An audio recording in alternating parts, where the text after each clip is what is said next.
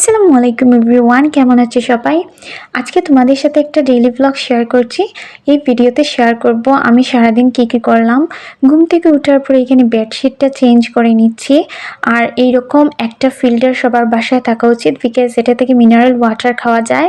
আর তারপরে কিচেনে গিয়ে দেখি আম্মু এখানে ব্রেকফাস্ট বানাচ্ছেন, লাল আটা দিয়ে রুটি।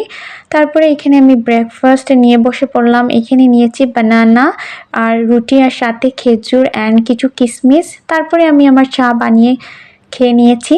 দেন এই ফেস প্যাকটা আমি বানিয়েছি জাস্ট ফেসে ইউজ করার জন্য, একটু স্কিন কেয়ার করে নিলাম। আর আজকের ওয়েদারটা অনেক বেশি ভালো ছিল, বিকজ এই কয়েকদিন থেকে অনেক বেশি বৃষ্টি হয়েছিল।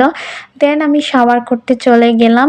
তারপরে কিচেনে এসে দেখি আম্মু এখানে রান্না করছেন, রাইস বসিয়ে দিয়েছেন। আর আজকে রান্না করছেন আলু চিংড়ি দিয়ে লতা, আর সাথে মুরগির হাড্ডি রান্না করছেন মিষ্টি কুমড়া দিয়ে।